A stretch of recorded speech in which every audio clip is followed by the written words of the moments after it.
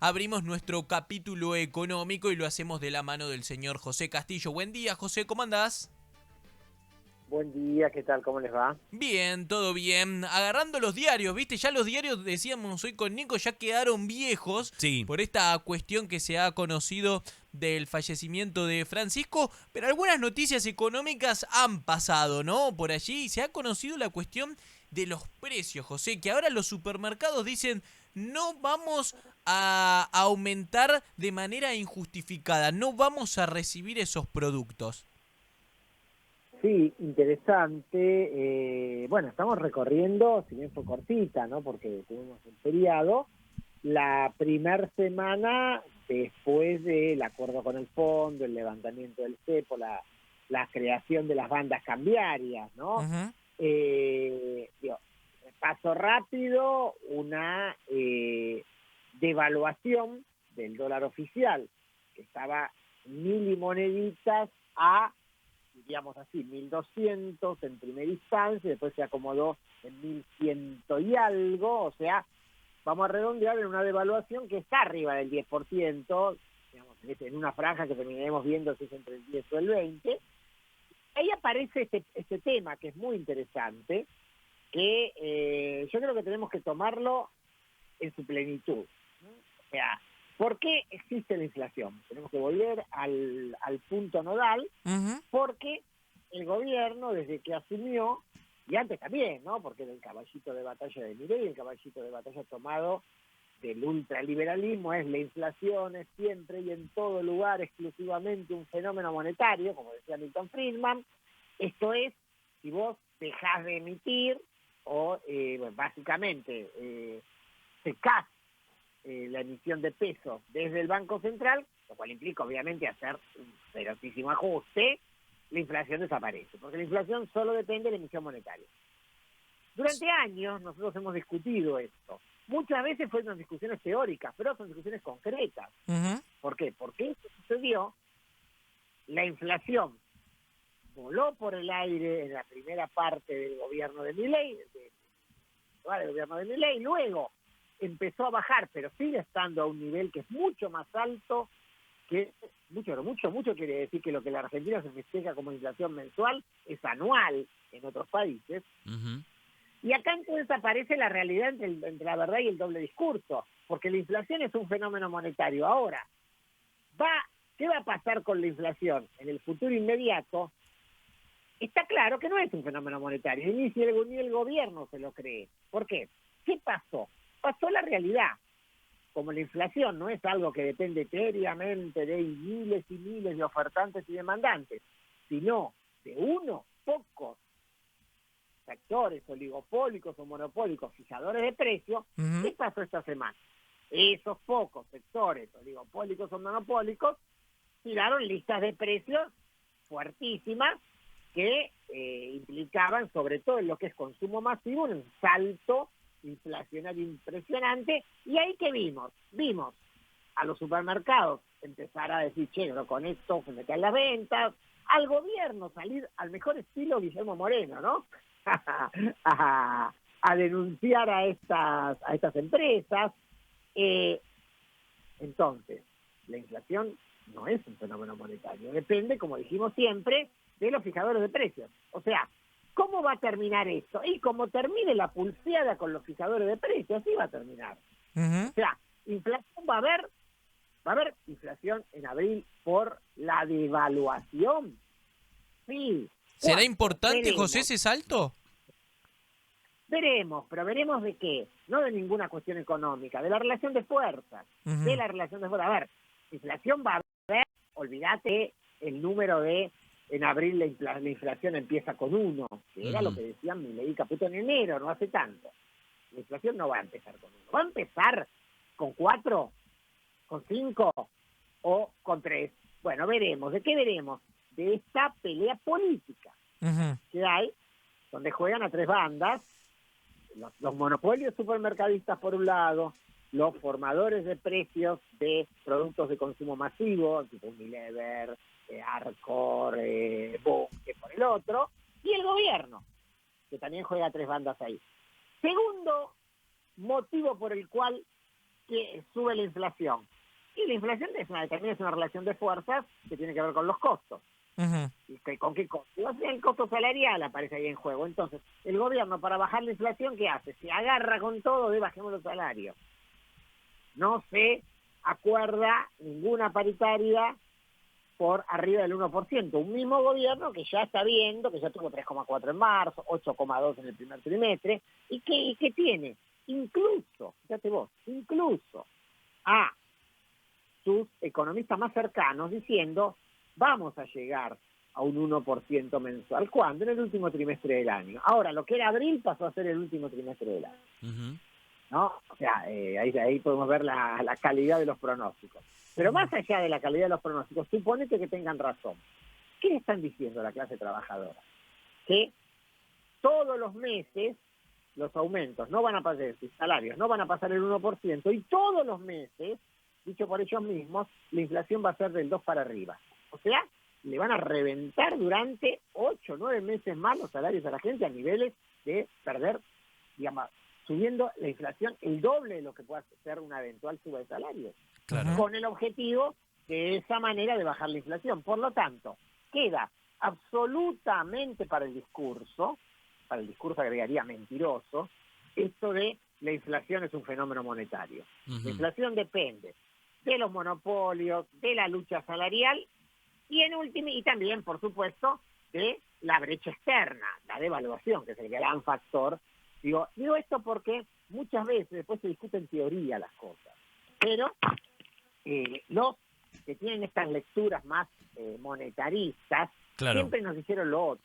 Sí, Siempre nos José. dijeron lo otro. Es más, Ujú. sí, termino la idea. Sí. Cuando eso no pasa, después nos dicen, bueno, pasa pero con un rezago de 6 meses. Bueno, el rezago se lleva 15 meses. Claro. Digamos, claro, ¿no? Milei en los últimos días habló y se hizo, digamos, muy viral la situación del principio de imputación de Menger, que también Furias, el director del Banco Central, lo trajo a colación con esto de el aumento de precios, diciendo que ahora como la macroeconomía está ordenada, los comerciantes se van a quedar con mercadería si es que suben los precios. En sí, ¿qué es el principio de imputación de Menger? Y si efectivamente esto es así, ¿va a ocurrir o no?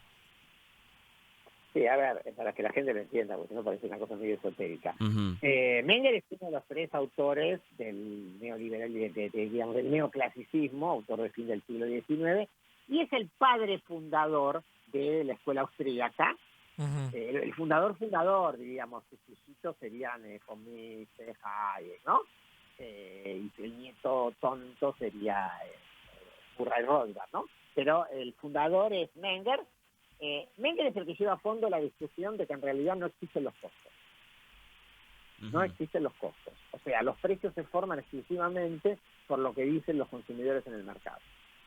Postura que en la práctica no puede resultarle muy divertida a Milei, pero no resiste nada. Ninguna empresa produce y dice, bueno, produzcamos y después vemos, ¿no? A ver qué precio le ponemos. Tirémoslo al mercado, como que los bienes llevan al mercado sin precio y en el mercado las imputaciones surgen de las demandas de las personas. O sea, es un principio de un nivel de irrealidad y además no existe, diríamos. No hay ningún economista más o menos serio en el mundo, salvo estos locos libertarios, que por otra parte son de un nivel, digamos, de vulgaridad y de berretada supina, diríamos, en cualquier curso de posgrado del planeta o de grado del planeta, o sea, no tiene ningún sentido. Bueno, ellos plantean esto. O sea, ahora, si es así, como dice Milei, ¿por qué entonces Milei no deja que los trabajadores y los empresarios libremente exigen sus precios en paritaria? Claro. Cuando los trabajadores libremente, en la libertad de mercado, dicen, bueno, nos pusimos en Moyano, me puse de acuerdo con los camioneros y con las empresas de camiones y vamos a aumentar en tanto por ciento, aparece la Secretaría de Trabajo, o sea, el Estado interventor que tanto fustiga a Milei diciendo no, más abajo. Reflejando que lo que Milei ataca no es el Estado interventor en general, es que no haya Estado que haga absolutamente nada a favor de los trabajadores. Ahora, a favor de los empresarios y contra los trabajadores, por supuesto, todos los estados interventores. La Secretaría de Trabajo para violar un acuerdo entre privados, por supuesto. Y si queda alguna duda y algún trabajador se queja, queda el otro estado interventor, que es el estado de los Palazos de Patricia Bullrich, que gasta miles de millones de dólares en operativos sin hacerse ningún problema. Ahí no hay recorte, no hay motosierra, no hay nada, ¿no? O sea, lo hemos dicho, algún día tenemos que empezar a discutir también la economía de la represión. Cada gas lacrimógeno tirado el miércoles, cada uno de dos gases lacrimógenos tirados el miércoles equivalen a una jubilación mínima. 200.000 pesos sale cada uno. Claro. ¿No? Entonces, esta es la realidad, por lo tanto. Es una economía libre donde el Estado no interviene. Mentira, sí que interviene. Interviene, obvio, ¿cómo no va a intervenir? Interviene, por supuesto que interviene. Interviene bajando salario, interviene pegando palazos. Ese es el esquema. Los precios los fija libremente el mercado. Los fija libremente el mercado. El salario es un precio, lo fija libremente el mercado o lo fija la Secretaría de Trabajo. Digo, para ser claros, ¿no? Correcto. Y esto estamos hablando, concretamente. Y el propio gobierno, que se llena la boca hablando de esto, y que tiene leyes el vivo, que es uno que sabe de economía, hablando del principio de inflación de Menger, después en la práctica termina haciendo esto. Es más, fíjate vos, dice, dependemos desesperadamente de los dólares. Y entonces, ¿qué hacemos? Le decimos a los agroexportadores, liquiden ahora porque después en junio pongo de vuelta con todas las retenciones. O sea, los impuestos. No era que este gobierno sacaba impuestos y no ponía. ¿Cómo es entonces? O sea, se cae el discurso por donde lo miremos. Ahora, estas discusiones que son para que jueguen los economistas o para que nosotros las comentemos acá, tienen algo concreto por detrás. ¿Cuál, José? O sea, otra vez, ¿no? Pasó marzo, desde que subió el gobierno, todos los meses sistemáticamente cayó el consumo masivo. El marzo, que es el último dato que tenemos, el consumo masivo cayó con respecto a marzo del año pasado, que ya estaba por el piso. O sea, cuando decimos se siguen pulverizando los salarios, las jubilaciones, la gente cada vez tiene menos para comprar, se notaba algunos datos de alta frecuencia de consumo. Sí. Se está partiendo en forma desesperante la sociedad argentina, porque se están recuperando algunos consumos. ¿Cuáles? Por ejemplo, auto de lujo. Pero se siguen cayendo los fideos. Digamos, esta es la realidad argentina, ¿no? Sí, claro. Entonces, el planteo es, bueno, y al final la inflación baja. Sí, claro, al final, si querés, en el final de los cementerios, la inflación va a bajar porque no va a haber nadie para comprar productos de consumo masivo. Digamos, esa es la realidad. De hecho, lo que bajó la inflación el año pasado, esos números terroríficos, puestos por Milei, la devaluación de diciembre del 23, y enero, febrero, marzo del año pasado, se debió a ¿qué? A una recesión feroz, que sí generó obviamente una caída del consumo y por lo tanto que ante el estoqueo las empresas de consumo masivo en algún momento tuvieron que empezar a soltar productos más baratos, ¿no? Pero eso no impidió que igual la inflación estuviera 2 puntos tanto, acumulando un valor que le alcanzó y le sobró para reventar los salarios, las jubilaciones de todo tipo y color. Claro. Señor José Castillo, como siempre un placer y lo esperamos el próximo viernes para cerrar la semana económica, ¿le parece?